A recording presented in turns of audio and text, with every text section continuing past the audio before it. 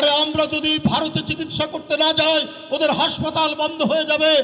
আমরা যদি ওখানে কেনাকাটা করতে না যাই ওদের নিউ মার্কেট বন্ধ হবে, ওদের সুপার মার্কেট বন্ধ হবে। আমাদের দেশ দখল করতে চায়, চট্টগ্রামকে ছিনিয়ে নিতে চায়, তারা কখনো বাংলাদেশের বন্ধু হতে পারে না। ভারত থেকে ফেন্সিডিল আর ইয়াবা বাংলাদেশে ঢুকবে না। আজকেও বলেছে বাংলাদেশ নাকি তুর্কি ড্রোন নিয়ে এসে সীমান্তে বসিয়েছে। ডাহা একটি মিথ্যা কথা বলল। তার কয়েকদিন আগে পশ্চিম বাংলা থেকে কি একটা রিপাবলিক বাংলা তারা বলে বাড়ালো যে চট্টগ্রামকে ভারতের অংশ হিসাবে দাবি করতে হবে। এত সাহস কোথার থেকে পায় তারা? ডক্টর ইউনূস সাহেবকে সবাই সম্মান করি, শ্রদ্ধা করি।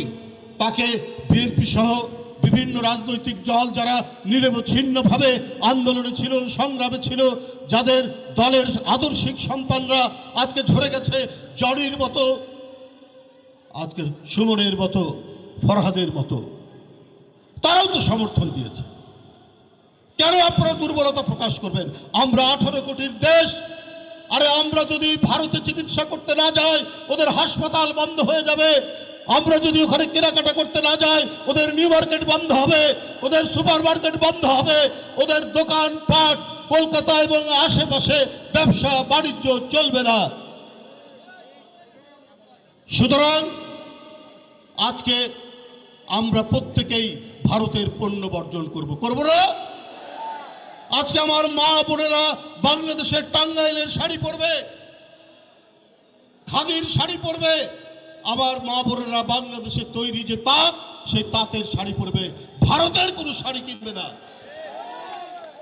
ভারতের কোনো জিনিস কিনবে না।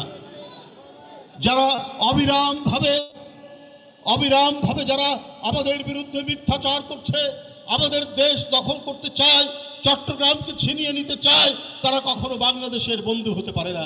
আর ওরা যদি এই পরিস্থিতি যদি রক্ষা করতে চায়, ওরা এই পরিস্থিতি চায়, তাহলে ওদের ক্ষতি হবে, আমাদের ক্ষতি হবে না।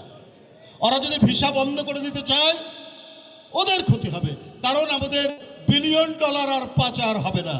ভারত থেকে ফেন্সিডিল আর ইয়াবা বাংলাদেশে ঢুকবে না।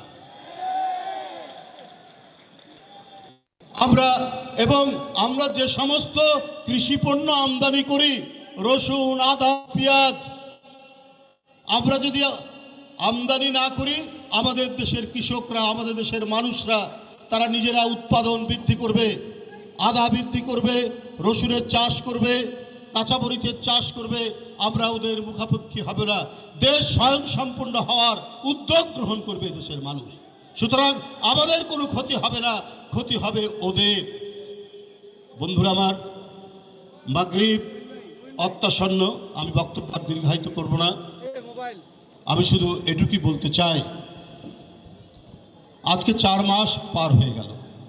এই 16-17 বছরে যারা অদৃশ্য হয়েছে, গুম করা হয়েছে, সুমন ফরহাদের মতো এমপি ইলিয়াস আলী নেই, চৌধুরী আলম নেই, আরেকজন এমপি লাকসামের সাইফুল ইসলাম হিরু নেই, হুমায়ুন পারভেজ নেই, একেবারে জনপ্রতিনিধি থেকে শুরু করে এই তারুণ্যদীপ্ত সন্তানেরা তার মায়ের কোল থেকে অদৃশ্য করে নিয়েছে যে হাসিনা।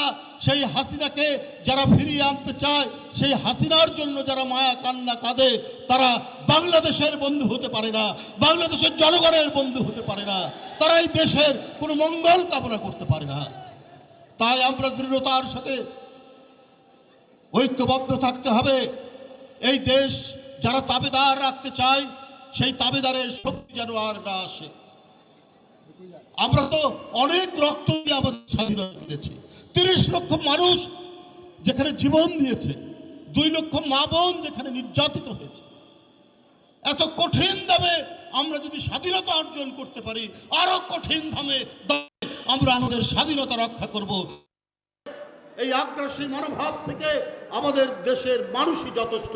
আমাদের পতাকা, আমাদের স্বাধীনতা, আমাদের সার্বভৌমত্ব, আমাদের টিকে থাকা, আমাদের অর্জন, আমাদের অগ্রগতি, আমাদের বিকাশ সব রক্ষা করবে বাংলার মানুষ।